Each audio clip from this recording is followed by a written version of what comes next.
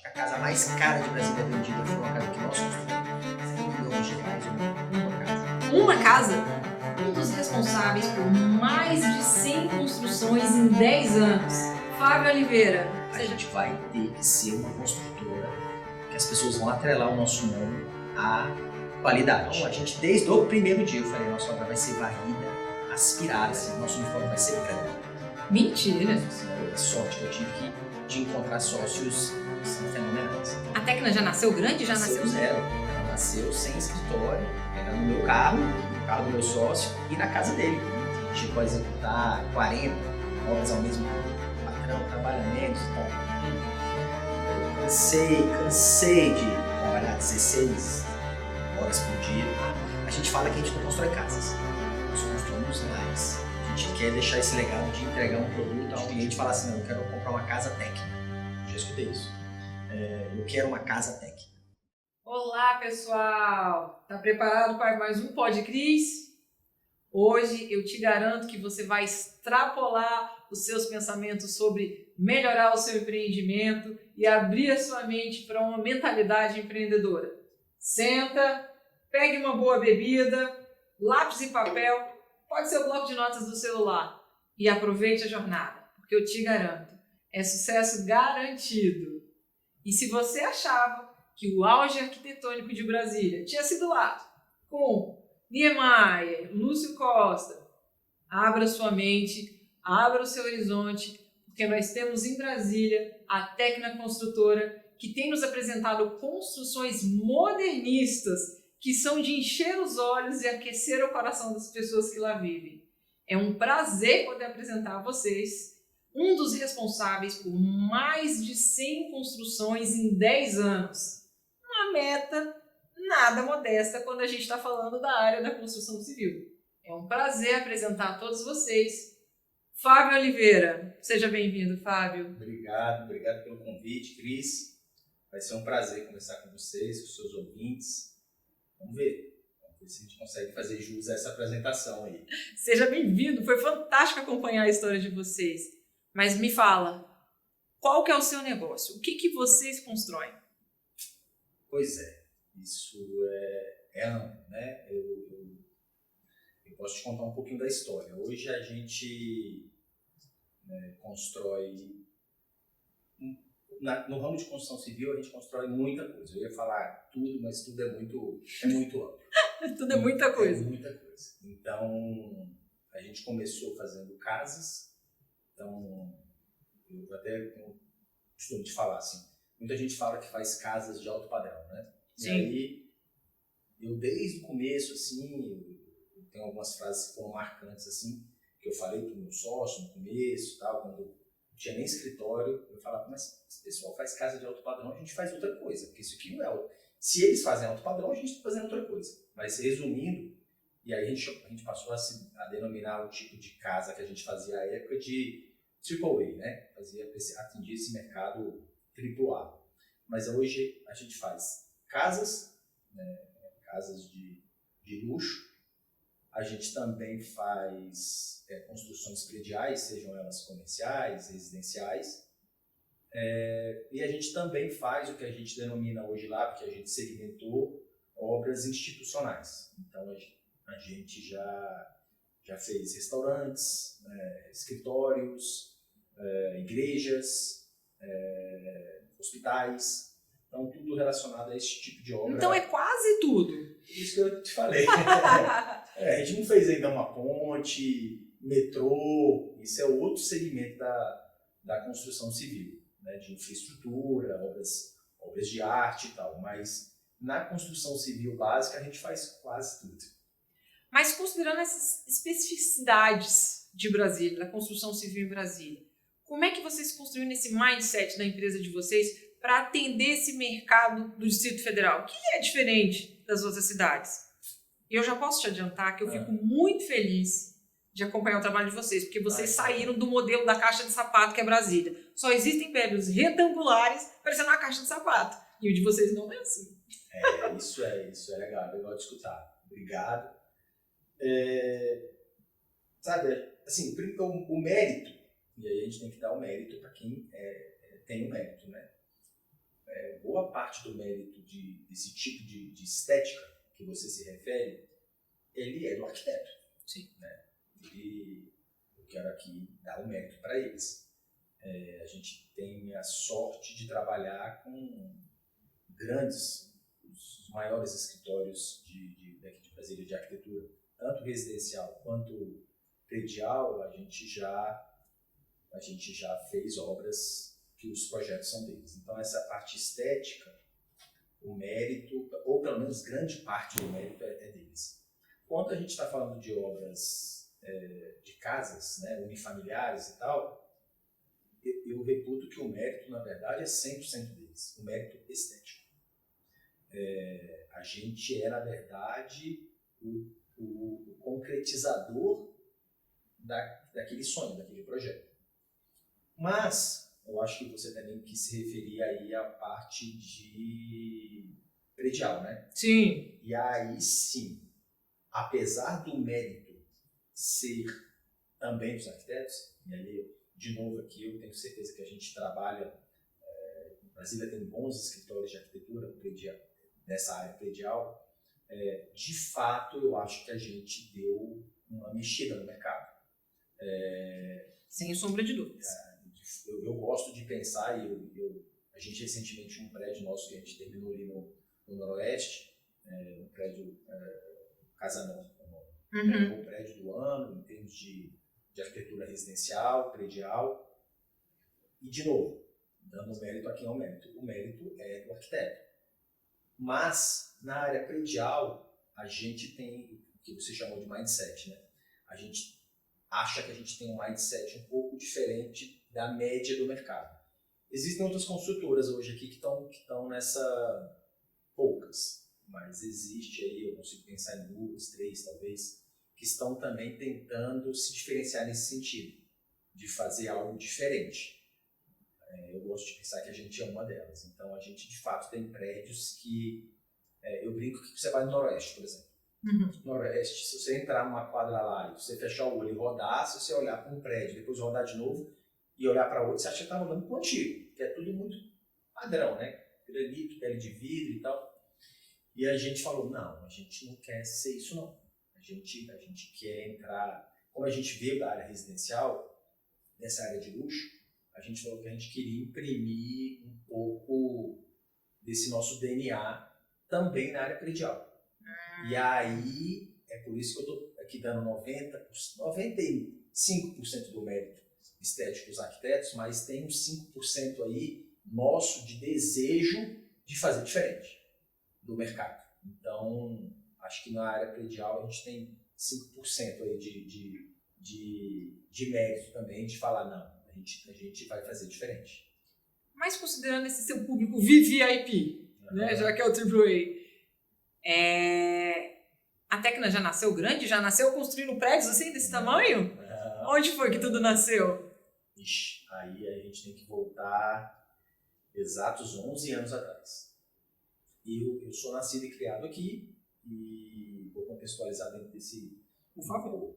E aí eu formei, nasci, fiz primeiro, né, nascido e criado e fiz faculdade aqui, me formei e comecei a trabalhar, né, como engenheiro, trabalhei em algumas empresas.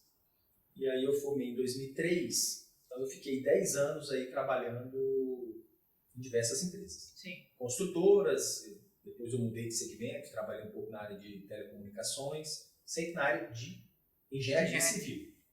Mas, enfim, e aí em 2013 eu estava numa construtora, e aí eu decidi sair, e aí eu conheci meu primeiro sócio, que trabalhava nessa área de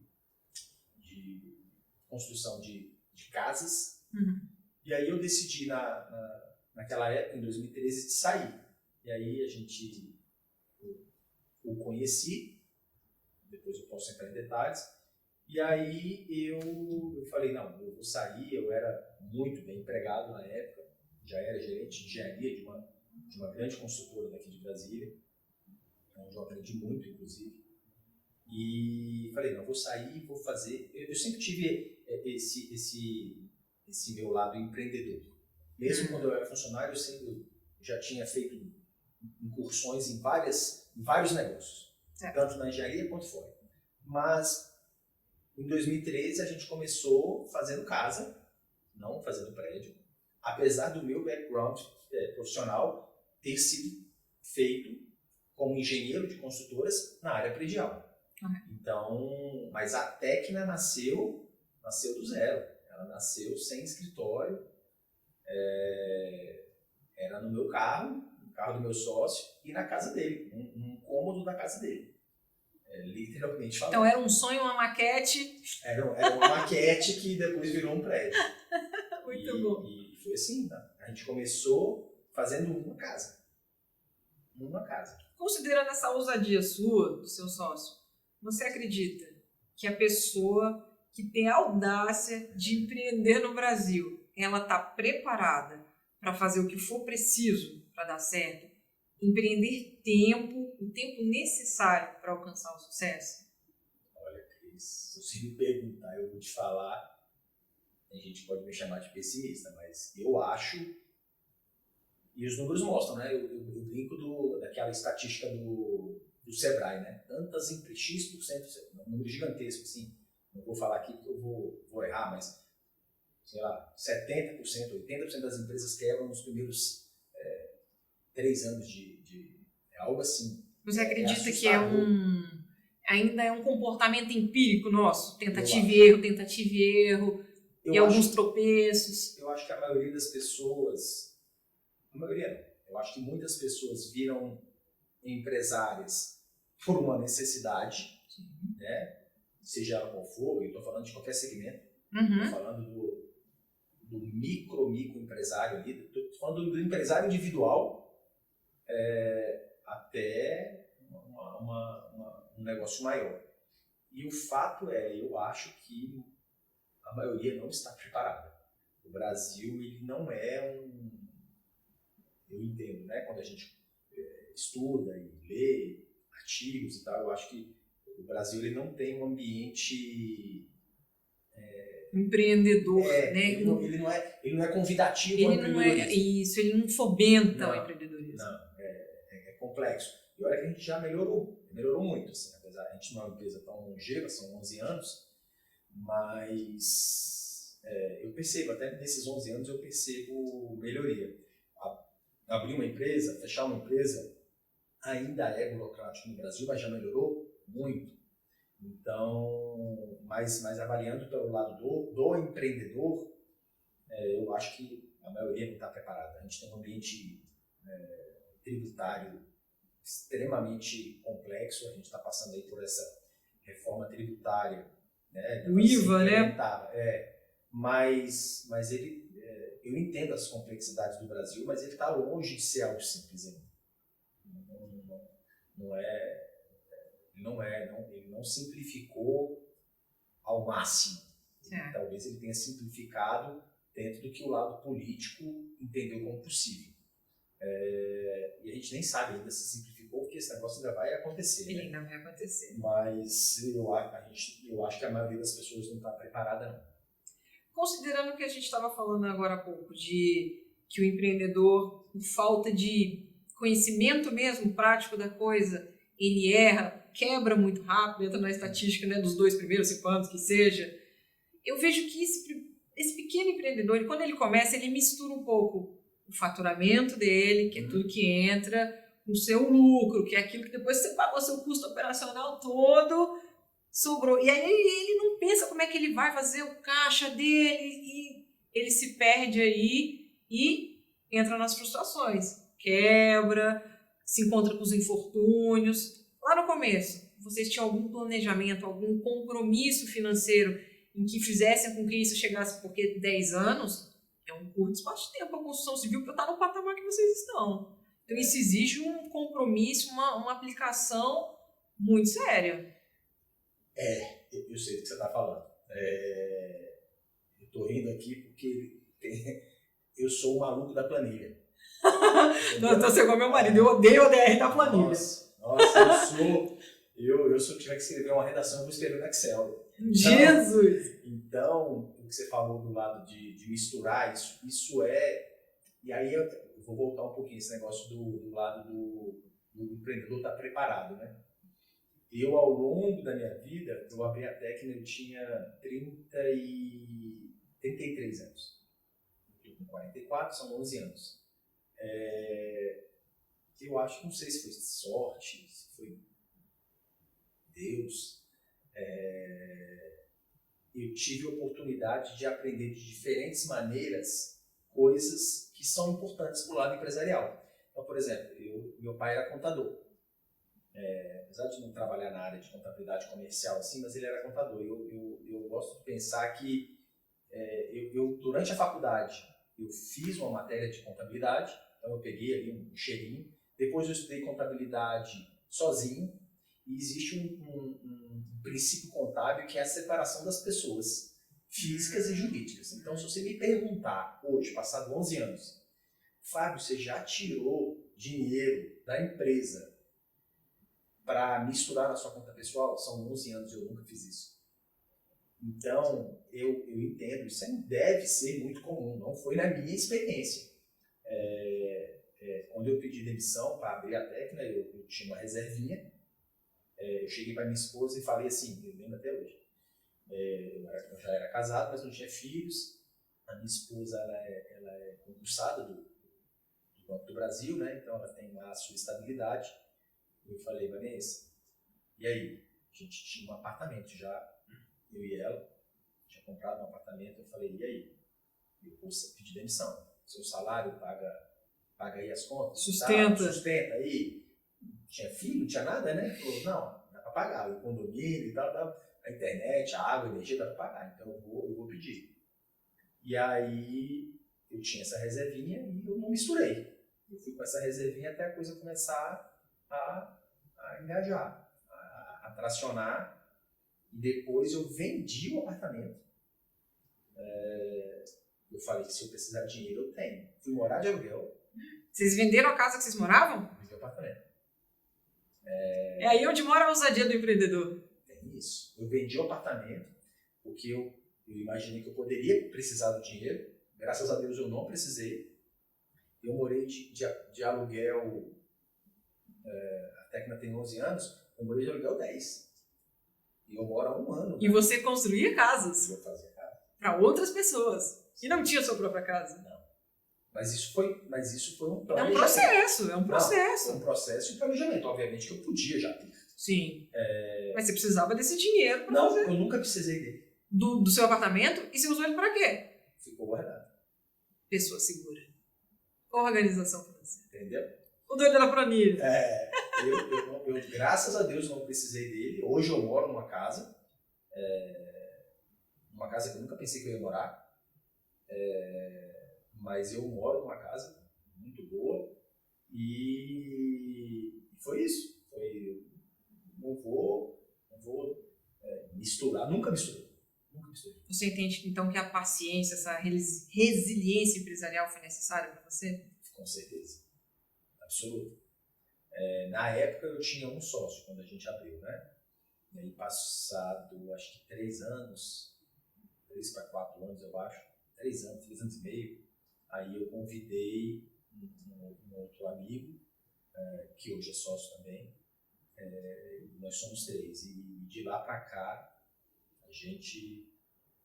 Eu sempre fui o de nós 3. Quando eram só 2, eu sempre fui além de estar gerenciando as obras e tal, eu sempre fui o back-office. Então, eu que... parte contábil, fiscal, financeira, sempre fui eu. E até hoje sou eu, na verdade. Só que a empresa foi crescendo, foi ganhando corpo, né? Mas antes era eu de fato, eu na minha pessoa. E aí, depois entrou meu segundo sócio, e a gente continuou sendo eu. Obviamente que a empresa foi ganhando volume e tal, e aí a gente foi criando departamentos e tal, mas no começo era eu mesmo. No começo eram uns 3 pessoas. Eu, meu sócio, mais uma pessoa do escritório e, assim, obviamente, a equipe de obra, né? Mas foi assim, nasceu tipo do zero mesmo. Então... Considerando que quem não vende, quebra. Sim. Como vocês construíram essa cultura de vocês de organizar? Porque hoje se fala muito, né? Tá na moda. Uhum. né, os gatilhos de escassez, de abundância, de prosperidade. Como é que vocês construíram essa cultura para se distanciar da caixa de sapato e estar no mercado em Brasília? Porque eram 3 cabeças pensando. Eram 3 cabeças pensando. No começo, eu tenho um case interessante, eu acho que ele vai refletir bem. Bem no começo, como era só eu e meu sócio, assim, o primeiro, né, no caso, eu falei para ele assim, olha, quando eu falei que eu ia sair da empresa, né, da consultora que eu trabalhava, eu falei assim, cara, eu vou sair, mas eu saio, mas a gente tem que ter um propósito. E eu falei isso para ele mesmo, essa frase está marcada, ele lembra que eu falei e tal. Eu falei, cara, não dá pra gente sair para ser uma construtora normal. A gente vai ter que ser uma construtora que as pessoas vão atrelar o nosso nome à qualidade. A gente vai ter, ou a gente vai ser uma boutique, ou então não faz sentido eu sair. E ele comprou essa ideia. E aí é outro benefício, assim, é outra sorte que eu tive de encontrar sócios que são fenomenais. Então, mas voltando à questão, eu falei isso para ele, eu falei assim, olha, só dá para sair se for para ser uma grife. A palavra que eu usei foi boutique, foi grife. Eu falei isso, eu quero que a técnica seja uma grife. Então, a coisa nasceu desse jeito, mas era só um desejo. E aí, eu lembro tem 2 pontos que eu falei assim, tá, pra gente ser uma grife, eu quero externalizar isso. E aí, alguns valores, até hoje, assim, a gente nasceu assim, e até hoje a gente é assim. Que eu falei, a gente vai ter que ter uma obra organizada e limpa. Mas assim, no nível da psicopatia. E aí eu falei, eu até dei esse exemplo, eu lembro desses exemplos que eu falei, era muito comum na época, sei lá, 1980 e tal, 90, em algum momento ali teve uma oficina, era uma oficina de carro, era um local sujo, tinha, olha que negócio. Macacão sujo. Em algum momento, você talvez vai lembrar que em algum momento isso mudou. Eu dei exatamente esse exemplo. Eu falei, eu não vou criar uma construtora para ela ser o que as outras são. Então, a gente, desde o primeiro dia, eu falei, a nossa obra vai ser varrida, aspirada, porque na minha cabeça não existe um cenário onde desorganização, sujeira é melhor do que organização e limpeza. Não existe esse cenário. As pessoas falam, mas isso fica mais caro. Não fica. Agora, você precisa de um método, você precisa de uma rotina para fazer isso. E aí, o exemplo que eu dou, não. O fato concreto é que eu falei assim, nosso uniforme vai ser branco. Mentira! A técnica nasceu calça laranja e jaleco branco. Ele falou, você é louco, Fábio. Como assim você vai fazer um uniforme da construção civil branco? Eu falei, vai ser branco. Não foi cinza. Não foi cinza. A gente depois mudou, obviamente que a gente adaptou. A gente hoje tem um jaleco cinza, que a gente, dentro da, mas é o que a gente pensa, né? Mas a gente tem um jaleco cinza que a gente usa muito quando está na fase de fundação, que de fato suja muito, mas ainda a gente ainda tem um uniforme branco. O que eu falei eu tenho que concretizar essa ideia. E aí eu criei lá, nós criamos lá o que eu brinco, que eu uso lá, que é o DNA Tecna, que é o DNA, o chip Tecna. Então hoje, na verdade, existe uma cultura dentro da empresa de que é assim, não existe a cultura de ser diferente. É diferente disso, porque o normal, eu digo assim, o comum é um ambiente do mercado. As construtoras, muitas cimento, algumas coisas por ali, ferro. A gente não existe essa possibilidade, porque foi uma cultura top-down que nasceu assim. Então hoje a pessoa entra, a gente já é visto assim. Então a pessoa, quando ela entra, ela já sabe que é assim, e a gente faz questão de, quando alguma liderança, né, os cargos de liderança entram, a gente costuma rodar as obras, a gente vai apresentando a empresa e tal, e vai contando um pouco da história, e esse é um dos valores, esse é um dos principais valores. E quando a pessoa entra, eu tenho casos, eu tenho memórias aqui eu escutei isso ontem, são 11 anos, eu escutei de uma pessoa que eu conheci ontem, um engenheiro, que não é daqui de Brasília e tal, que ele já conhecia a gente, eu fui apresentado para ele, que ele brincando, que ele olhou uma obra nossa um tempo atrás, que ele subiu no tapume, assim, tem 2 relatos engraçados. Esse, ele subiu no tapume, assim, para olhar a obra, estava parada, já era sexta-feira, final do dia, assim. Ele subiu para olhar e falou, não é possível que esses caras estão trabalhando. Porque a obra estava falida. E a obra está em plena execução, plena execução. A gente tem outro caso, eu lembro também dessa, eu lembro de uma cliente que a gente estava executando uma obra ali no Lago Sul, era um prédio, não era nem uma casa, e aí ela viu, passou pelo lado de fora, né, e tal, e aí olhou, e aí depois foi lá no escritório procurar a gente e falou assim, nossa, aí a gente conversou com ela, apresentou e tal, ela falou, nossa, mas aquela obra, eu passei lá no final de semana, aquela obra tá parada, né, eu vi, tá tudo aqui limpinho, eu falei, não, ela não tá parada. Ela está em plena execução. Então só está organizada. Ela falou, não é possível. Eu falei, não, ela está em execução. Vamos lá, que eu te mostro. Hoje, se a gente for lá, você vai ver. Ela falou, não é possível. Eu falei, não, é possível. É isso. Então, assim, é uma cultura. Então, isso a gente não perde mais. Não perde mais. Então, esse DNA, esse chip, eu chamo de chip técnico. A pessoa, quando entrar lá, ela tem que incorporar isso. E é muito legal, porque é uma cultura tão forte que hoje a pessoa incorpora.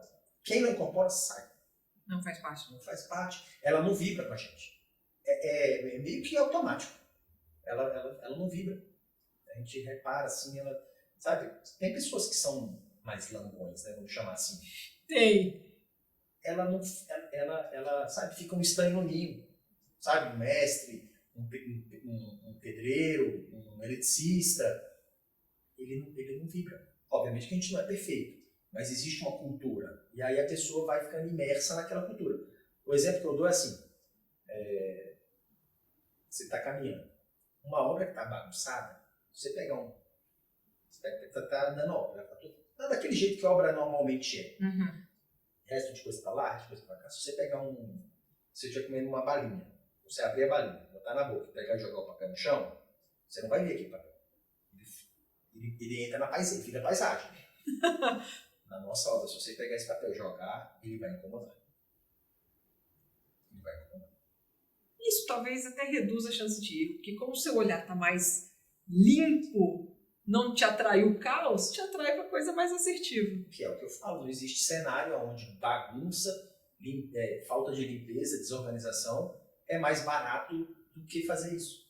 Agora, você precisa de uma pessoa, de fato, para limpar. Ela não está fazendo só isso, sim, mas você precisa de ter isso incorporado. Vai acontecer. Então, as nossas lideranças, nosso engenheiro, nosso mestre de obra, nosso encarregado, ele já sabe que é assim.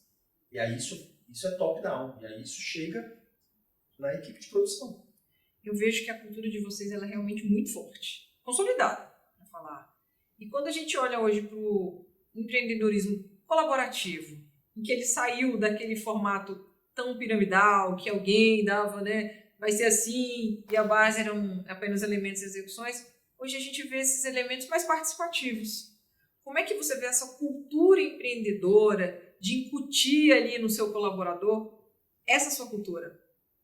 Como é que é a receptividade de quem vai lá?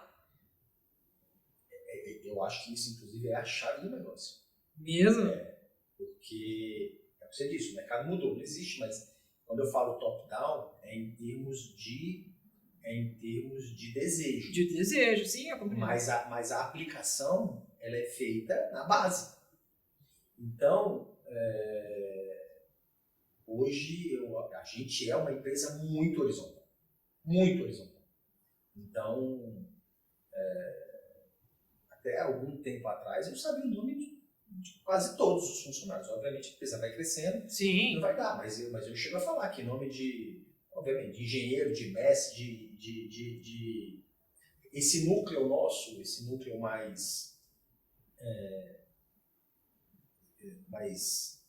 administrativo, vamos chamar assim, nós já somos mais, sei lá, são mais de 200, né? Se a gente for contar todos os escritórios, engenheiros, mestres de obras, almoxarifes, técnicos e tal, mas a gente já chegou nesse nível, né? Agora, quando a gente vai para a equipe de produção mesmo, a gente passa de 1000, já bateu. Isso muda, né? Na verdade, porque depende da época da fase das obras, né? Quando obras ficam intercaladas. Então, hoje, Hoje o número não é tão grande, não, assim, ele é menor do que ele.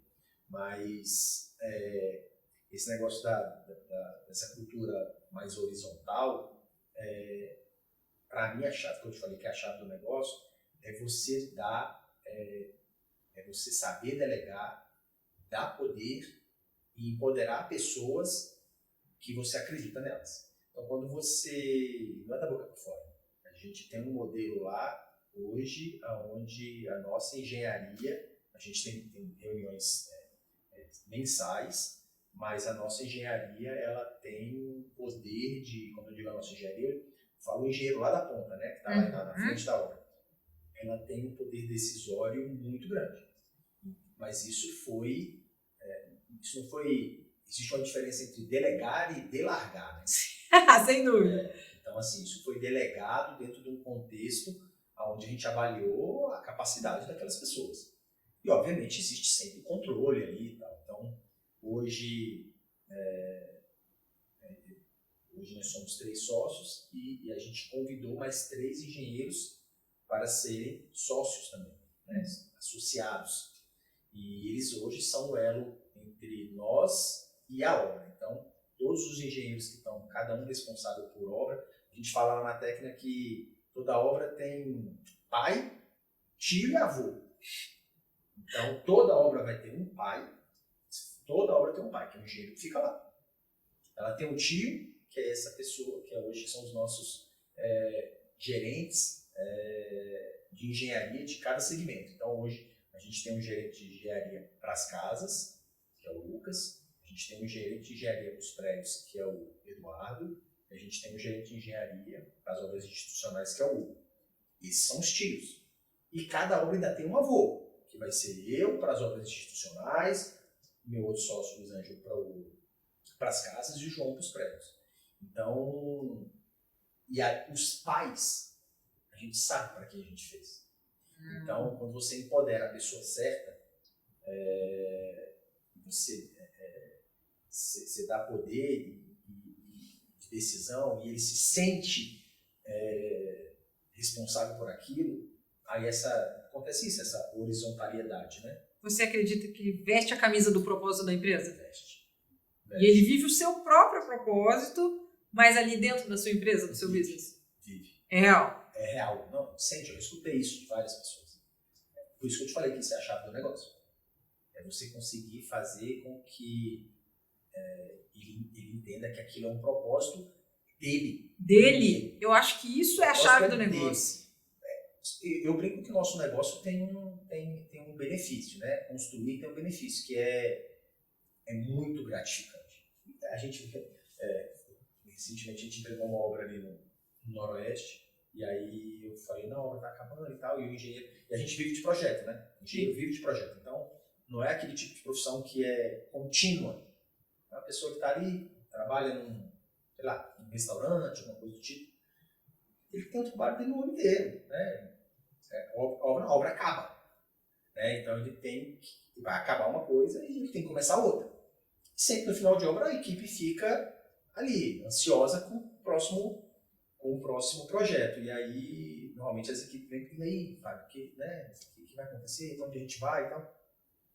E o final de obra é sempre um momento mais estressante, né? É sempre mais corrido ali, buscar bits, aquele negócio todo.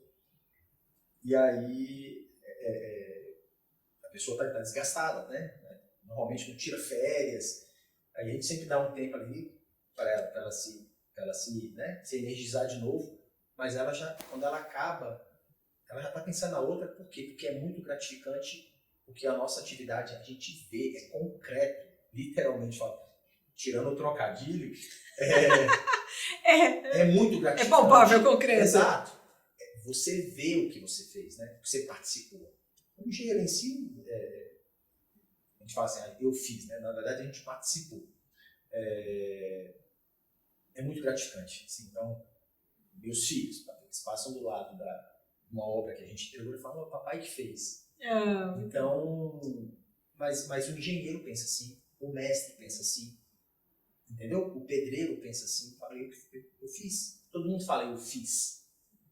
E isso gera uma gratificação. E aí, quando o cara entende que esse propósito é dele, e que ainda existe um propósito da empresa que ele faz parte, Sim. e a empresa proporciona isso para ele, aí é mágico. É o que eu te falo, que é o pulo do gato.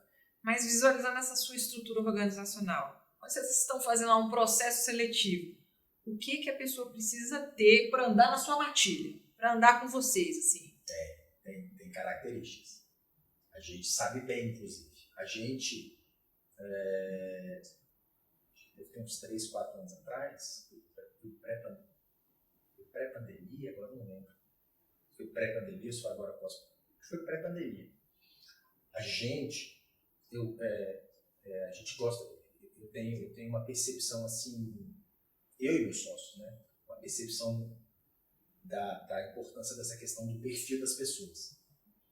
E existem testes para isso. Né? Não estou falando de achismo, não. Eu gosto muito da linha de análise, dessa parte mais psicológica e emotiva das pessoas. Então a gente tem hoje, se eu pegar perfil meu celular, psicológico. eu tenho um perfil que a gente aplicou em todas as nossas lideranças. Eu sei o perfil de cada um, baseado em determinado tipo de teste. E aí a gente separa lá em 4 perfis. A gente não, o teste separa. Ele é mais executor, ele é mais analítico, ele é mais comunicativo, ou ele é mais analítico, executor? Dominante? Dominante, eu acho que é. Não, acho que dominante ele é o executor, porque tem testes Que são... dá mais de uma coisa. Então, assim, a gente sabe, por exemplo, o engenheiro de obra, ele tem que ter o lado dominante prevalente. Hoje tem empresas que fazem até mapa astral das pessoas que eles vão contratar. Na pastoral eu não fiz ainda. Fazem até mapa astral. Mas existe um perfil por cargo. Entende? Só que esse é só a ponta do iceberg. E quando a gente tenta, normalmente, e tem casos, eu acho que é muito comum o engenheiro civil, né? Ele sai da faculdade, a maioria quer fazer uma obra. Sim. Mas isso é uma coisinha dentro de um universo gigantesco da possibilidade das atuações de engenheiro civil. Então, o cara pode ser projetista, o cara pode trabalhar com a área de infraestrutura, o cara pode trabalhar na área de saneamento, pode trabalhar na área de rodovia, pode trabalhar com projeto, Sim. pode trabalhar com orçamento, enfim. Executar obra é uma das coisas. Só que a pessoa que normalmente executa a obra, ela não tem nada a ver em termos de perfil com a pessoa que faz projeto, por exemplo. São perfis completamente diferentes. E a gente tem casos, há mais de um, inclusive, principalmente dos mais jovens, que a gente já tem um perfil. E aí o cara é analítico, por exemplo. E aí... Mas ele tem um desejo, de fazer uma obra. Eu já canto pedra, eu falo, cara, não vai não. Você é bom nisso aqui, o cara que é bom de orçamento. Não vai mexer com obra não, cara. Vai ter isso, vai ter aquilo e tal, você é bom aqui, confia em mim. Mas na linha da questão da horizontalidade, a gente já tem lá, eu tenho aqui de cabeça 3 casos que a pessoa tinha um determinado perfil, falou, mas eu quero fazer uma obra. Eu falei, vai, não vai. Se a gente não fosse mais horizontal, eu poderia falar, não, você não vai e tal. Não, mas ele foi, a gente deixou ele ir. Só que não deu certo. E aí, chega um ponto que ele mesmo percebe que ele não entrega como ele entregava no outro. Ele mesmo percebe. O desempenho dele... Ele fica quem? Aí a gente dá feedback, cara, veja bem e tal.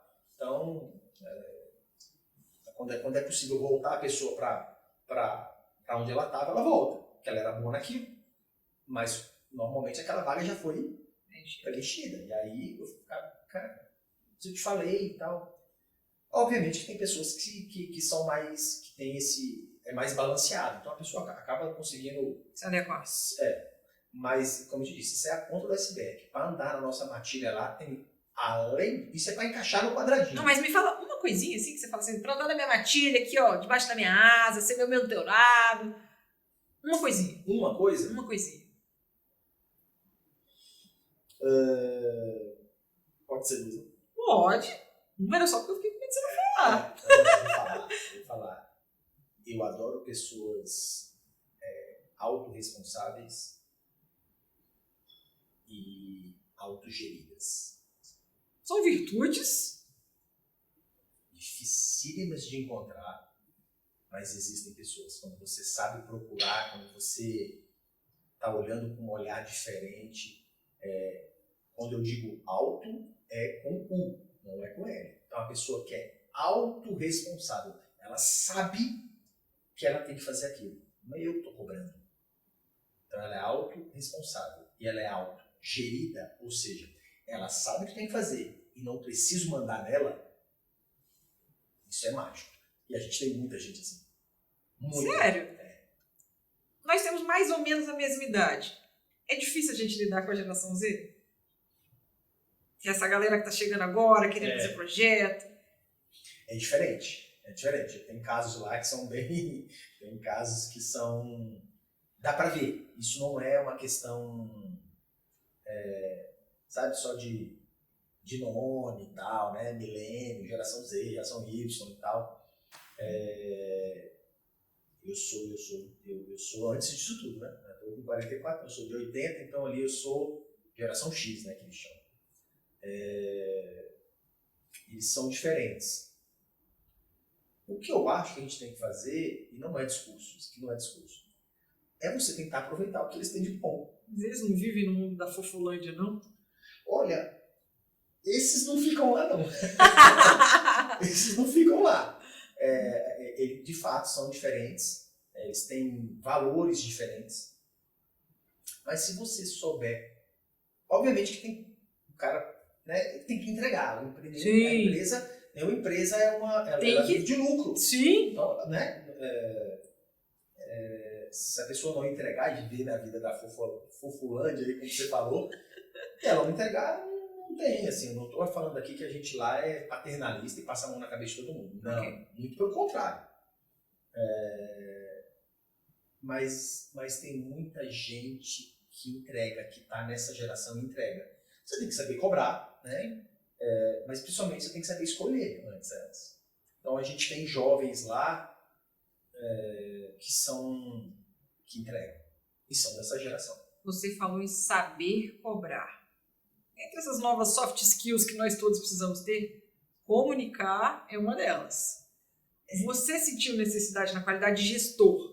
Eu preciso fazer alguns cursos, que fosse, inteligência emocional, de comunicação, melhorar para comunicar tanto com o seu público interno quanto externo? Total. O livro está na minha cabeceira hoje. Eu já li ele, mas eu deixo ele na minha cabeceira. É o tal da inteligência emocional, aquele capinha azul. Sim. E eu discuti isso ontem com o meu sócio. Que esse ano, o treinamento... A gente tem todo mês a gente tem um encontro da engenharia. Aí todos os engenheiros se reúnem e a gente trata de temas técnicos. E a gente também tem encontros com os mestres também. É difícil fazer isso, mas a gente faz pelo menos umas 2 vezes ao ano, também para tratar dessas... Quando eu digo encontrar todo mundo, né? Obviamente que tem reuniões com cada equipe de obra. Sim. Constantemente, semanalmente. Seus lixos. Mas a gente decidiu isso, foi começado ontem, literalmente, que esse ano o nosso investimento não técnico, o tema é comunicação. Muito bom. Porque ele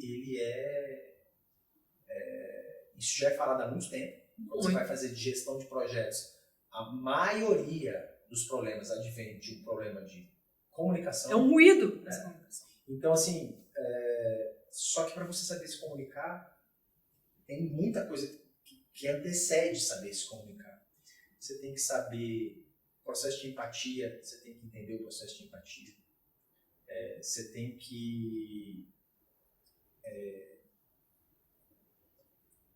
até o tom, o jeito que você fala. Sim. Tudo isso chega a ser piegas, né? Porque todo livro fala isso e tal. Mas, e aí eu vou aqui talvez falar até um pouco também da nossa classe de engenheiros, a gente não aprende isso na faculdade.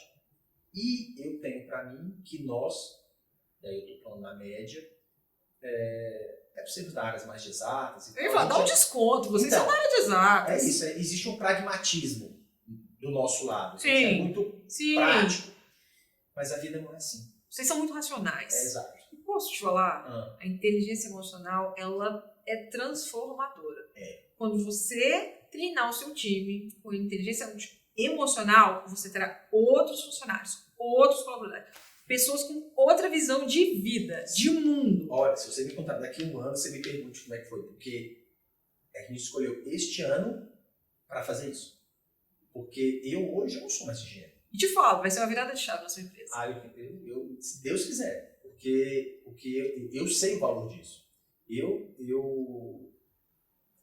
até me reputo que eu sou um engenheiro com uma série de questões. Eu até me dispus a mais cedo me dedicar a tentar me comunicar melhor e tal, mas ainda com um viés muito pesado dessa linha do racionalismo e tal. Mas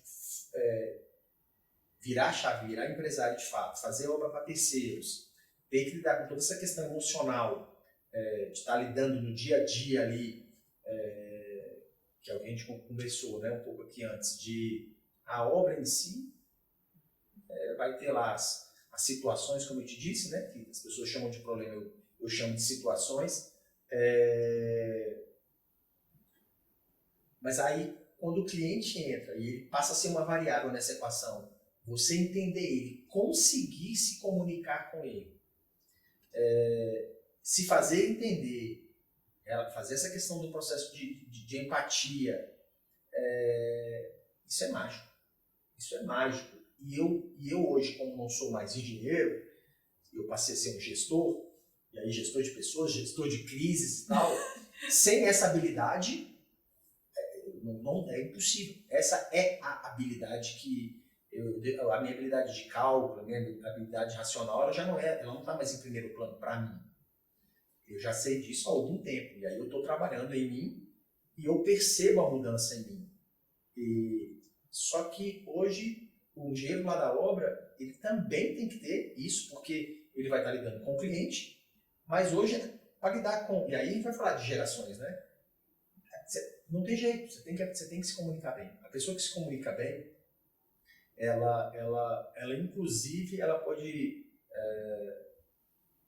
normalmente, a pessoa que comunica bem, se ela for até um pouco pior, tecnicamente falando, ela vai se sobressair. Aquele técnico que se comunica mal.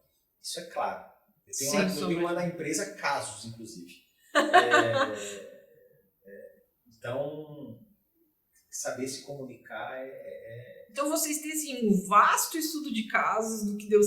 O empirismo por uma coisa mais funcional. Sim, temos. Lá, como a gente tem... a gente chegou a executar 40 obras ao mesmo tempo. Então a gente criou uma capilaridade e isso também eu reputo a um dos nossos sucessos. Então quando você tem muita gente, você tem uma massa maior. E aí quando você está disposto a analisar isso, aí você começa a ver essas sutilezas. E aí você começa a reparar em você mesmo também. De novo, se não tivesse o cliente na minha vida, lá atrás, até hoje, mas lá atrás, onde eu lidava com ele no dia a dia, e aí eu fosse percebendo, nossa, ele lida assim, eu fiquei nervoso, porque ele falou aquilo, mas aí hoje eu penso, poxa, ele tem direito. Fica parecendo aquele papo meio budista, mas não estou falando que eu não me incomodo. Então, quem nasceu primeiro? O cliente ou o projeto? O cliente. Assim... Te apertei sem te abraçar, né? Apertou. Mas é o cliente nasceu antes, não tem jeito.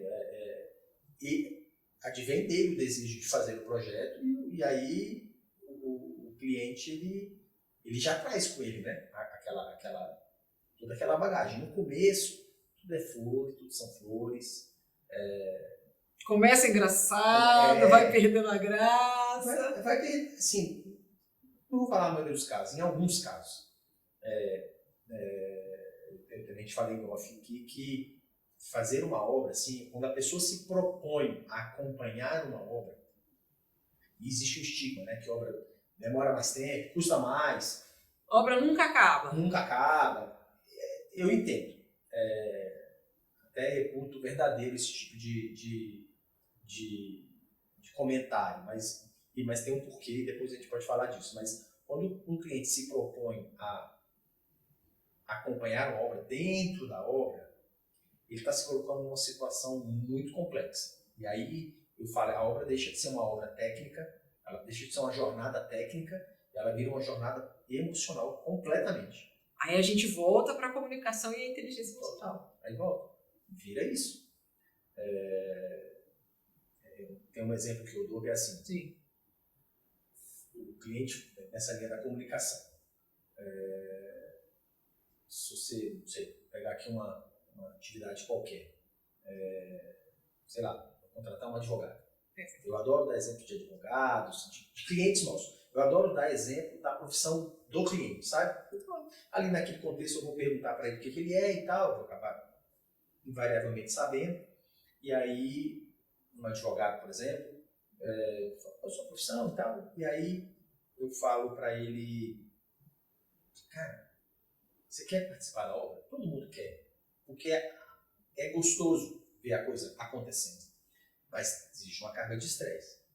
E aí eu falo, você imagina, você ir para a obra, você vai ficar vendo lá o que você reputa de problemas que eu comentei, que eu chamo que na verdade não são problemas, são situações que se você entrar lá, você vai se estressar desnecessariamente. Você está pagando a gente para fazer isso. Uhum. É óbvio que existem decisões e tal, que ele tem que participar, mas quando ele entra, eu imagino assim, cara, pensa aqui comigo, você é advogado, né? Aí eu inverto a situação, eu falo, imagina, eu te contrato para você fazer lá uma defesa minha, uma situação XYZ, e aí você normalmente vai para o seu escritório, você pensa lá, não sei como é que funciona o seu lado criativo ali, mas você senta na frente do computador, elabora uma tese, faz as suas pesquisas e começa a escrever. Você imagina que eu vou fazer o contrário agora. Vou fazer o que normalmente você faz nas obras, que é participar. Eu sento do seu lado, te contratei, eu sento do seu lado, você começa a escrever e eu fico olhando e falo assim, essa frase não ficou boa, hein? Não gostei não. Você está muito bem colocado. Você vai olhar para mim, primeira vez você vai falar, oi, tá. Mas tudo bem, aí você vai lá, apaga, aí depois você continua escrevendo, aí eu falo, cara, gostei dessa tese, aí vai chegar uma hora que você vai ficar puto comigo, né? Sim. Tá? Então assim, ele vai se colocar nessa situação, né, o cliente. Só que não tem jeito. Em obra, principalmente residencial, unifamiliar, né, quando a gente faz essas casas para terceiros, é assim, então não adianta eu querer ir contra. O cliente vai na obra. Ele tem um envolvimento. Ele tem um envolvimento. As nossas obras mais tranquilas emocionalmente falando são as obras que os clientes não foram muito pouco. Mas o fato é, como a regra é ele participar, aprender a se comunicar nesse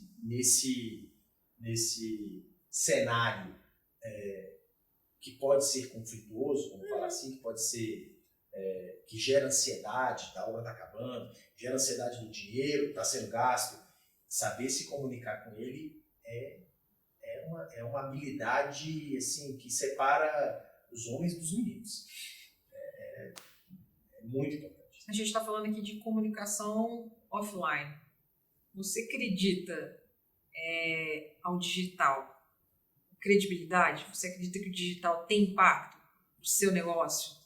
Essa presença no digital causa uma repercussão? Causa. Hoje não dá, né? Não dá para você, numa empresa, não ter presença não digital. Ter presença digital. Não dá.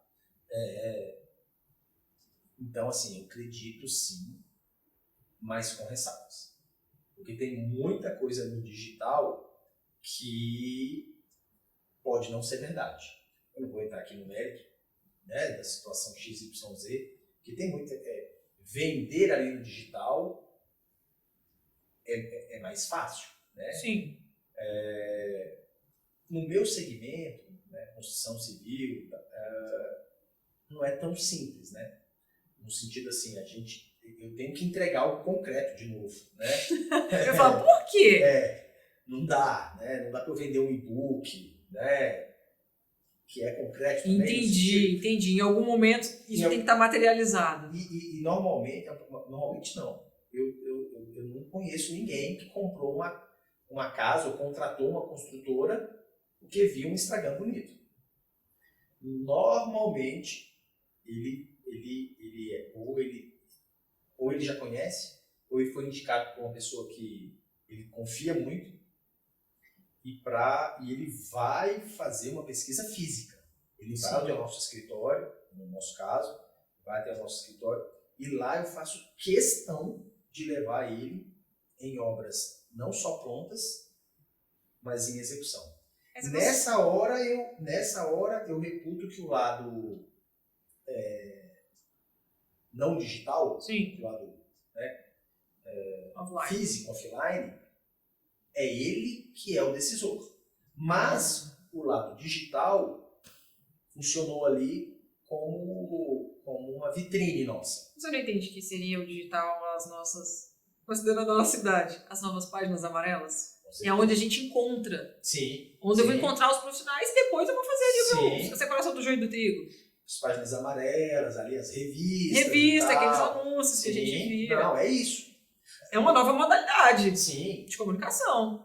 Pro nosso negócio, sim. Eu acho que tem negócios que o digital é mais importante ainda. Sim. Mas pro meu negócio, pra construção, ele é no mínimo isso. Hoje, do mesmo jeito que eu acho que nenhum cliente nos procurou sem uma indicação, seja ela de um amigo, do arquiteto, enfim, de placa, algum prédio que ele achou legal. Agora, mas ele deu uma olhadinha no site, ele deu uma olhadinha no Instagram, ele deu. Então, é importante. Tanto é que a gente tenta ter uma presença relativamente dentro do nosso segmento presente. Esse é um dos pontos que a gente tem que melhorar muito lá ainda. Mas ele é importante, sim. Não dá para ficar sem. A gente está falando aqui de tecnologia, certo? Tem alguma ferramenta, alguma coisa tecnológica que beneficia a operação da sua empresa? Alguma coisa assim, uma inovação, que você fala assim, isso aqui foi fundamental, essa inovação? Olha, o mercado da construção civil, eu falo que ele é meio jurássico, sabe assim? Ele é meio Titanic. Fazer inovações na construção civil não é um negócio simples. Sim, não pode cair. Não pode cair. E o nosso mercado é um negócio, infelizmente, no Brasil a gente ainda, isso tem porquês. A gente ainda constrói, sempre assim, é um exemplo até não é nem justo. Mas se você pegar o que determinados mercados evoluíram e comparar com o que o nosso mercado construiu, o nosso mercado evoluiu. Pegar tecnologia não dá nem para pegar como é que se lidava com tecnologia quando eu nasci, em 1980 e hoje. É um negócio que não tem nem precedente de comparação. Mas a gente constrói ainda muito, muito parecido não, mas muitos conceitos ainda são parecidos com a construção de 1960. Mas sim, muita coisa evoluiu. Na Tecna, tudo que é de modernidade, no sentido assim, tecnológico, software, essas coisas, a gente embarca. Uhum. A gente está, inclusive, lá com um case para fazer, a gente usar mais, na verdade.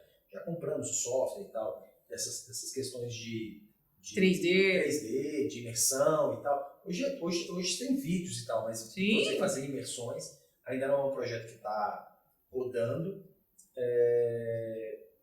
A gente busca hoje na área de tecnologia, aí metodologia construtiva, né? Uhum. Drywall, por exemplo, é um negócio que eu particularmente sou fã, sabe construção a seco, drywall e tal. Eu sou fã, o mercado mundial usa. A gente aqui no Brasil ainda tem uma resistência. Isso era algo que eu gostava. Meu pai chega às vezes ele está visitando alguns prédios, ele vai lá e fica toque, toque, Ai, meu Deus, isso é drywall, não quero. Vamos em outro prédio. Você acredita? Acredito, mas ele tem um porquê de fazer isso.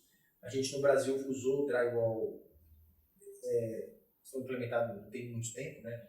Deixa eu botar aqui. É mais corporativo, eu via mais no corporativo. Mas tem. Aqui, Migrou pro residencial. Migrou pro residencial, mas o mundo inteiro isso é no residencial, no corporativo. É ok, normal. Ok, normal, não é porque eles fazem certo lá. Ah, tá. E a gente, quando trouxe esse sistema, isso, sei lá, meados de. Vou lembrar aqui, eu acho que eu não era nem informado, e talvez na década de 90, ali, começo de 2000, trouxe o sistema, a gente não usou ele da maneira mais adequada possível. E aí gerou alguns desconfortos. Pô, eu escuto do lado de lá, barulho. Exatamente. Quando você faz o negócio certo, uma parede de drywall, por exemplo, ela é mais bem feita, corretamente feita, ela é mais, tecnicamente falando, ela é superior a quase qualquer alvenaria. Então, acusticamente falando, ela vai ser melhor, termicamente ela vai ser melhor. Não tem problema de carga, não posso pendurar um quadro, isso não existe. Agora, você tem que fazer a coisa certa. Onde eu quero chegar? O meu pai fala isso do quadro. Vou pendurar um armário, essa parede não vai aguentar. Aguenta. Aí você fala de tecnologia. Eu na verdade, hoje é meu sonho, inclusive. Meu sonho não, é meu desejo. Isso está guardado numa gavetinha muito especial, que eu gostaria, hoje no Brasil já tem algumas pessoas investindo mais pesado, que eu gostaria de transformar, de trazer, por exemplo, existe um método construtivo que chama steel frame. Constrói muito nos Estados Unidos, steel frame e wood frame. Não existe concreto lá. Não existe não. Não se usa tanto, né? Porque se usa esse tipo de tecnologia. Eu gostaria de... Já tem, na verdade, um plano de negócio todinho pronto para a gente conseguir abrir um novo braço dentro da técnica de construção em steel frame. Mas hoje o problema é cultural. Hoje já não é tão mercadológico e tal. A barreira que hoje me impede é um receio quanto a essa barreira cultural. Mas, por exemplo, o drywall é um negócio que hoje nem posso considerar isso não é uma tecnologia que mudou lá. Mas é algo que a gente quer tentar fazer certo para mostrar para o público que funciona. E é melhor, né, que funciona. Bem feito é melhor. Enfim, tem uma série de questões técnicas. Eu vi numa construção de vocês, não sei se isso é uma inovação ou não, as bubble decks. Pois isso aí é bem lembrado. Isso aí Eu achei genial. Eu falei, meu Deus, entra lá, a gente tem bolas. É isso aí. Tem bolas. Ela se mantém daquele jeito ou depois que jogar o concreto vai... Não, fica lá. Mesmo? Fica lá. Então, é porque quando eu falei de drywall e tal, e você fala de double deck, nenhuma das duas são inovações. Mesmo? Não. Eu nunca tinha visto. Pois é porque double deck, drywall você já, óbvio. Sim, né? sim. Mas double deck, ele é... Quando eu digo inovação, a gente tem que dar o nome certo, né? Sim. Ele é uma inovação. Ele não é o convencional. Isso. Então nós estamos inovando. Assim como o drywall seria uma inovação dentro desse contexto, porque o convencional é subir tijolo e rebocar. Mas o double deck ele é muito menos comum. E de fato, hoje a gente está com uma obra muito grande, um edifício comercial, em Águas Claras, que é todo em double deck. É muito rápido a estrutura. É a parte de você fazer a construção, e isso pode considerar como uma inovação, porque você faz parte da construção fora, né? Então ela é off-site, que a gente chama.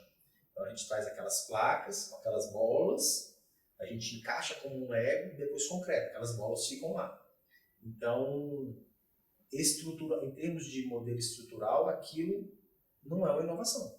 Aquilo é parecido com outros modelos estruturais que a gente faz, só que a gente faz em obra. Ele é um recurso diferente. Ele é um recurso diferente, mas é uma bela inovação. Assim. Eu achei o máximo. Nesse contexto de fazer diferente, ele é uma inovação. Eu tenho até acompanhado uma construtora no Nordeste que eles estão fazendo algumas casas de praia.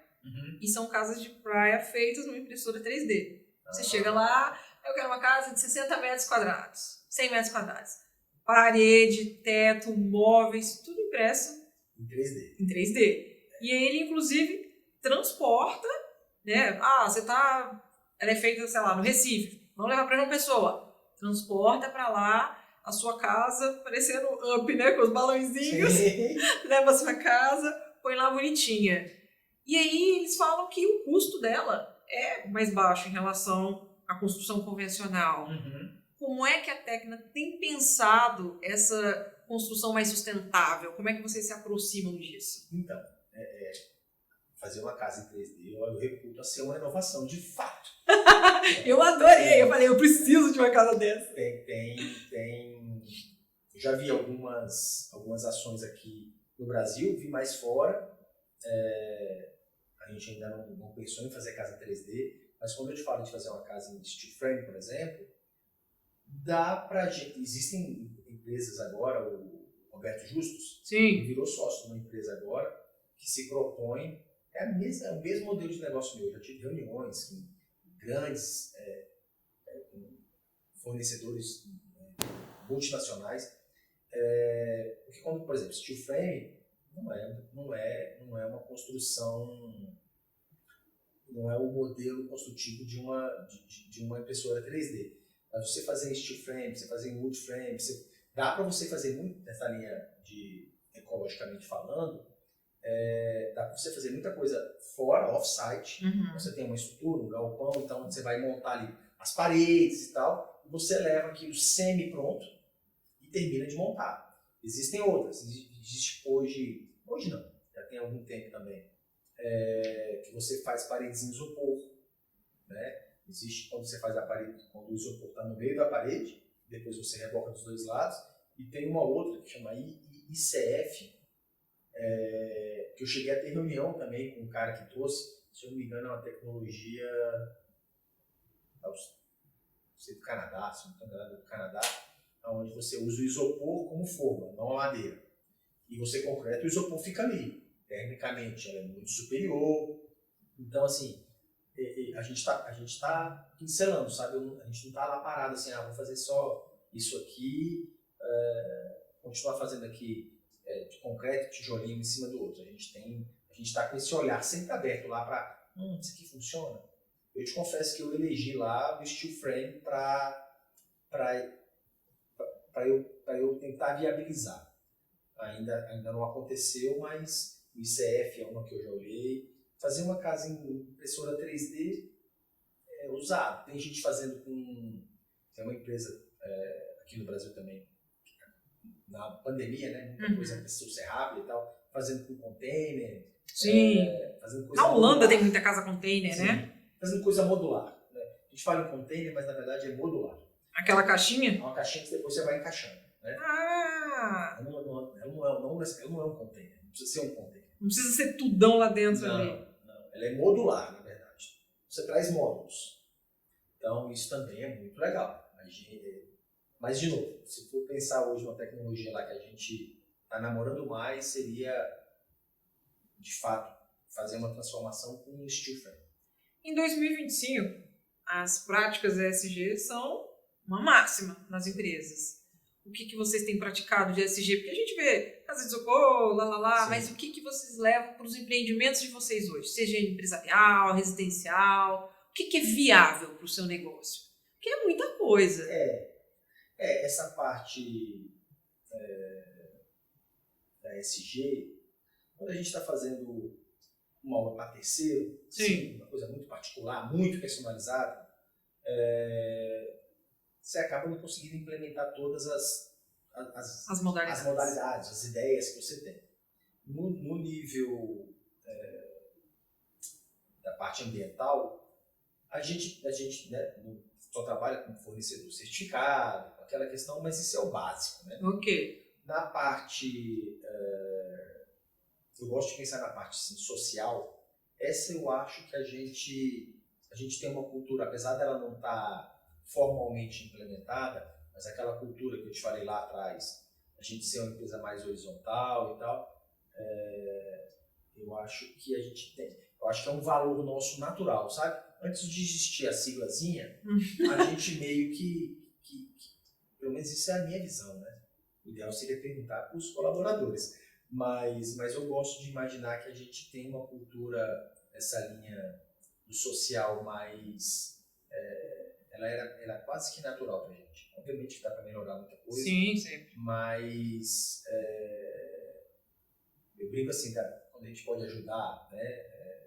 A gente já fez algumas ações na área de social mesmo, assim, aplicando mesmo. A gente até desenhou um programa assim, quando a gente fala, não, vamos ajudar o próximo. Normalmente a gente ajuda uma pessoa carente, uma instituição. Aí a gente teve uma época lá que a gente falou assim, cara, mas ajudar o próximo é o próximo mesmo, ele está aqui do lado. Sim. Então assim, vamos ajudar um A colaborador. governança. Então a gente tem algumas ações, assim. Algumas vezes a gente faz inclusive calado. Assim, internamente assim, a gente já fez algumas ações com algumas pessoas, assim, algumas na verdade. Então nessa linha do social tem muito disso, né? A gente não tem a ESG formalmente implantada, mas a gente tem muitas práticas lá que eu vejo que é também um desconhecimento do empresário em saber como socialmente ele pode ajudar, mas de maneira correta, estruturada, pelas vias sistemáticas. É isso aí. Eu concordo com você. Talvez falte na gente lá um entendimento dessa sistematização, né? De como talvez alguém que facilitasse esse canal. Sim. A gente já contratou algumas consultorias lá para outros... A gente agora, o empreendimento. Estou lembrando aqui, um empreendimento que a gente começou agora recentemente vai ser um centro comercial, clínico, um viés assim, um pouco mais clínico, ele é comercial, mas com um viés clínico. A gente está buscando algumas certificações nesse sentido, então talvez até esse empreendimento nos traga para a gente avaliar se a gente vai sistematizar isso. Você estava falando aqui de alguns empreendimentos. Tem alguma obra de vocês que você tem um carinho, que você tem uma lembrança que você fala assim, essa aqui eu fiz amarradão, foi show? Tem mais de uma. Mais de uma? Tá, quero ouvir, posso? Tem mais de uma, lógico. Vocês têm histórias muito boas. Tem mais de uma. A gente tem casas, nós já fizemos casas que já ganharam alguns prêmios, né? Casas que já apareceram naquele programa Casas Brasileiras. Eu adoro, eu adoro assistir Casas Brasileiras, todos esses. Eu acho que assim... A gente tem uma casa nossa que a gente executou aqui em Brasília, que ganhou, que participou do prêmio. Muitas casas nossas participam de concurso, né? Entram em revista, em anuários e tal. Eu acho assim, vou falar que eu acho, não tenho certeza, né? Mas eu acho que a casa mais cara de Brasília vendida foi uma casa que nós construímos. 100 milhões de reais, uma casa. Uma casa? Uma casa. 100 milhões de reais aqui em Brasília? Gente, ela vai virar ponto turístico. Então, assim, na linha de casa, na verdade, o que marca não é a casa, sabe, Lia? O que marca são as famílias, são as pessoas. Eu tenho aqui, estou fechando o olho aqui, estou lembrando não estou lembrando da casa, estou lembrando da família, estou falando sabe? Tá vendo da relação emocional que você falou? Não, é isso. Então, no nível de casa é isso. No nível de prédio, eu acho que o nosso primeiro prédio, ele marcou muito. O primeiro prédio de porte, né? Agora, a gente tem algumas obras do Noroeste, do próprio esse empreendimento, o Casa Nova. Eu amei a brinquedoteca. Obrigado. Sério, eu tenho filhos. Sério? Quem tem filhos quer saber onde tem brinquedoteca. Tem que ter. Aí, o Casa Nova ganhou o prêmio, né, de melhor edificação residencial aqui de Brasília, melhor projeto. A gente chegou a contratar na linha que eu estava comentando de fazer diferente, né? Nós contratamos à época um escritório daqui de Brasília, que é muito bom, muito conceituado. Pode falar os nomes, sem problema não. Então foi a Dávila, são muito bons. Só que na fachada a gente contratou um escritório franco-brasileiro. Eu entendi, porque agora vocês saíram da caixinha do sapato. Entendeu? Eu entendi. Esse é o tipo de coisa que você fala, mas o empresário tem que se propor. Ele tem que se propor e tem que perceber a importância disso. Porque senão, se ele ficar ali atrás fazendo mais do mesmo, ele já sabe fazer a receitinha de bolo, ele vai, beleza, ele pode até ganhar mais dinheiro que a gente, mas ele não vai ser visto, ele não vai deixar. Talvez seja modelo de negócio. A gente tem um modelo de negócio de querer fazer diferente. E recentemente não, na verdade, a gente entregou essa obra tem algum tempo, mas ela vem sendo cada vez mais reconhecida. Você perguntou de obras especiais, né? Eu comentei tanto na área residencial, comentei na área predial. A gente está executando uma obra agora dentro do SARA, da rede SARA de hospitais, que é uma CME. Vocês realmente são tudão, hein? Falei para você? Tudão. A gente está executando uma CME, Centrais de Materiais Esterilizados, que vai ser a maior central de material esterilizado robotizada da América Latina, das Américas. Eu acho que só tem, se eu não estou enganado, só tem esse sistema, acho que em 3 locais, América do Sul, América Central e América do Norte, que vai ser onde entra toda aquela parte médico hospitalar, tudo é robô. Tudo é robô. Já é legal per si. Sim. Nós estamos fazendo isso dentro do hospital, cavando um subsolo debaixo do hospital funcionando. Então, é um desafio interessante. Exige uma expertise. E a gente entregou agora, eu acho que com certeza essa é a nossa obra mais premiada, que a gente entregou a gente executou, né, uma igreja no eu achei que você não ia falar dela. Mas eu deixei ela pro final. A igreja, a paróquia do Parkway, a Sagrada Família, ela está ganhando prêmios no mundo inteiro. Não, você não sabe. Eu entrevistei um cerimonialista e ele foi fazer um tour pela paróquia. É simplesmente o post dele no digital que mais tem engajamento. Essa nova paróquia. Pois é. E eu nem sabia que era um empreendimento do A gente executou. Não, e ela é linda. Ela é linda. Aí é o mérito estético dos arquitetos. Mas ela tem assim uma inspiração, assim, tem. Um tom meio Niemeyer, não tem Total. Concretinho armado. Sim, ela é toda em concreto aparente, em concreto arquitetônico. O mérito estético, aí, como eu disse, né, do escritório da ArcBR. Eles são fantásticos. Eles têm aquele traço mais modernista ali da época ali do Niemeyer e tal. E ela está ganhando prêmio, eu já não sei mais quantos prêmios ela ganhou. Da última vez que eu li, vocês já tinham ganhado dezenas. E a sua maioria internacionais. Muitos. Eles foram agora tem 2 meses, eu acho, talvez menos, para a Itália, receber um prêmio lá. E a gente fica muito feliz, né, de ter participado. Já recebeu prêmios de engenharia, porque ela é toda em concreto aparente e ela é circular. Sim. Então, aquilo ali... Se você não sabe do que eu estou falando, entre no perfil deles e procure. É maravilhosa, é lindo. Aliás, vai assistir uma missa. Vai assistir uma missa. Vai assistir uma missa. É uma experiência. É uma experiência. Lá a igreja não tem ar-condicionado. É igual a catedral. Não tem. Não, realmente Ela não tem porque ela não precisa. O padre usa microfone, mas ele não precisaria usar. A acústica também. A acústica é muito boa. E esteticamente ela é maravilhosa, né? Então ela tem uma nave, uma casa paroquial, um campanário, um salão de eventos comprido assim, ela é linda. Nós fizemos uma campanha de 10 anos de empresa e a gente escolheu ela como símbolo da campanha. Perfeito. Então tinha um campanário e ela redonda assim, parecia um 10, sabe? Então eu deixei ela pro final, porque de fato ela é a nossa obra mais premiada. É muito simbólico isso que você está me falando, né? Dessa retrospectiva, essa jornada de vocês, né? Curta, mas muito forte. E eu vejo a sua experiência, todo o seu envolvimento com a empresa. Se você pudesse lembrar de alguma lição nesse período todo que você guardou para você, uma lição de vida mesmo, e pudesse falar assim, hoje eu vou falar para aquele empreendedor que está começando agora, para aquele engenheiro que vai resolver largar o emprego, que quer dar um salto. Se você pudesse falar para ele, essa lição eu queria ter ouvido de alguém mais sábio que eu, que me desse a segurança de falar, voa, vai dar certo. Eita, agora você me apertou mais. uma lição que eu aprendi nesse... Algo que você gostaria de ter ouvido quando você estava lá pensando, vou, não vou, ai meu Deus.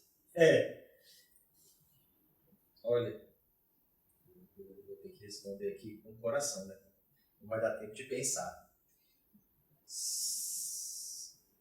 Olha, eu tinha muita vontade de fazer diferente, sabe? Assim, de fato ser reconhecido. Então eu acho que eu tinha um propósito lá atrás que foi o que me moveu. Mas eu acho que isso muita gente fala também de assim, se você tem um sonho, não desiste. Não é tão simples falar, é mais fácil.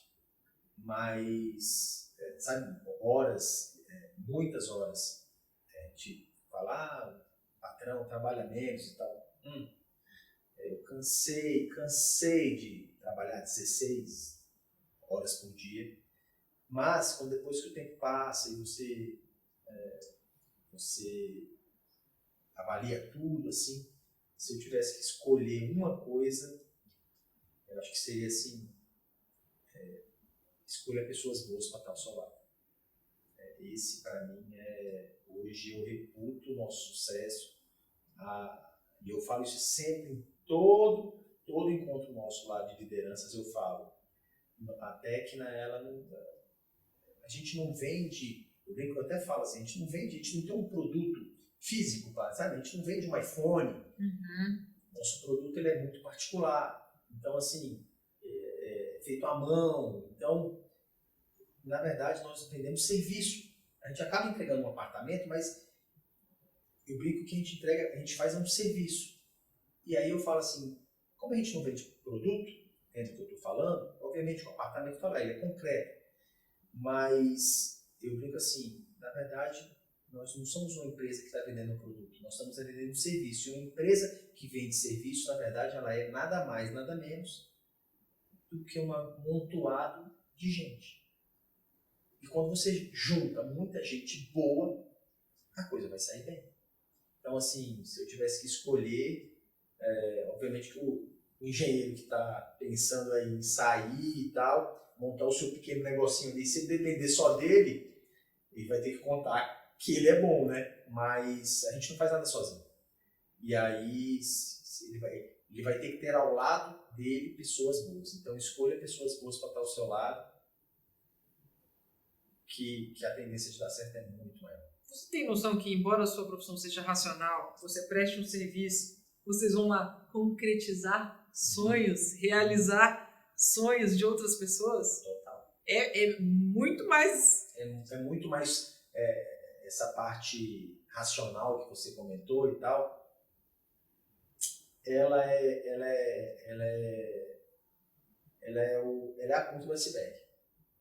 Porque esse lado do sonho, de você entregar um lar, a gente fala que a gente não constrói casas, nós construímos lares. E isso é muito... Assim, a gente entrega algo que a pessoa vai viver dentro. A família, as memórias da pessoa vão ser construídas ali dentro. Então, assim, entregar não é entregar uma casa, a gente entrega um lar. E a gente sabe disso lá. A gente não é perfeito, mas assim, a gente tem alguns valores lá de transparência, de honestidade, isso é inegociável. Inegociável. Então, assim, eu até durmo relativamente tranquilo nesse lado. Mas a gente sabe que o que a gente está entregando ali são lares, e é por isso que eu te falei que quando você pergunta, você tem obras em particular? Algumas são icônicas, mas principalmente quando a gente lida um para um, o que marca são as famílias. Então, eu tenho pessoas aqui eu tenho clientes que são amigos, que eu tenho um carinho enorme aqui. Então, a gente sabe dessa responsabilidade. A nossa conversa está maravilhosa, mas para encerrar, eu queria ouvir de você, do seu coração de novo. Que legado você quer deixar como marca? Você quer imprimir lá na sua empresa, na vida das pessoas que você se relaciona, nos seus colaboradores, nas pessoas que você está construindo lares? O que é a sua marca? O que é a marca do Fábio? Quando for daqui 100 anos, igual a gente lembrou do Oscar, sim, Vou lembrar do Fábio. Não vou lembrar da gente igual eu lembro do Oscar, mas... Você não sabe, você começou a caminhar agora. Ele morreu com 100 e tantos anos. Verdade. Dá tempo. Tem. Só tem mais uns 90 aí. Dá tempo. Sabe, eu acho que se as pessoas lembrarem da gente como... Primeiro, assim, de fazer bem feito, sabe? Obviamente, de fazer bem feito, de entregar um produto que a gente se esmerou para entregar aquilo, bem acabado e tal. Mas, de novo, esse seria a ponta do iceberg. Então, se eu puder separar assim, em 2 segmentos, a parte de entregar algo diferenciado. A pessoa fala assim, existe um internamente, eu já escutei isso até de pessoas de fora, assim, de amigos, de concorrentes, existe um padrão técnico. Então, isso é fato, que a gente procura entregar hoje e vai melhorar. Então, essa parte de receber um produto que é feito artesanalmente, com todas as complexidades que envolve construir, a gente quer deixar esse legado de entregar um produto onde o cliente ele vai falar assim, eu já escutei de cliente falar assim, não, eu quero comprar uma casa técnica. Eu já escutei isso. Eu quero uma casa técnica. Então, esse é um dos legados. Esse seria o legado mais prático. De fato, a gente acorda, eu durmo e acordo pensando nisso. Já existe um propósito nesse sentido, que a coisa está andando e dá para melhorar sempre. Mas eu confesso para você que eu queria lembrar, a gente acaba não conhecendo, quando você faz um prédio, você acaba, às vezes, você não cria uma relação tão direta com os clientes, assim. Você conhece, né, um ou outro, conhece alguns e tal, mas você não se aprofunda. Mas com aqueles que a gente se aprofunda, eu, de fato, quero deixar um legado das pessoas lembrarem da gente com carinho e falar assim, sabe, eles tentaram, eles foram honestos, eles foram transparentes. Um legado quase de amizade, sabe, assim, de você falar assim, não, o pessoal eles podem ter errado, né, falhado em um outro ponto, mas são pessoas do bem. Eu quero esse legado, para mim, talvez ele é mais importante do que deixar esse legado da qualidade, sabe, do produto, mas de falar assim, são as pessoas que nos conhecem, os clientes. A gente não é uma revendedora que vende em 1 milhão de clientes. Não, nós temos poucos clientes, mas para esses poucos eu queria deixar um legado e uma impressão de falar, não, eles são do bem. Aqueles meninos são do bem. Isso para mim importa mais do que deixar uma casa bem acabada. Olha, eu preciso te agradecer. Foi um prazer receber, um prazer conversar com você, aprender. Que isso? E saber que o padrão Tecna daqui para frente vai ser um norte para muita gente. Amém. Muito obrigada, viu? Obrigado a vocês. Muito obrigada, pessoal. Não esqueçam de curtir, compartilhar e te espero no próximo, viu? Até lá!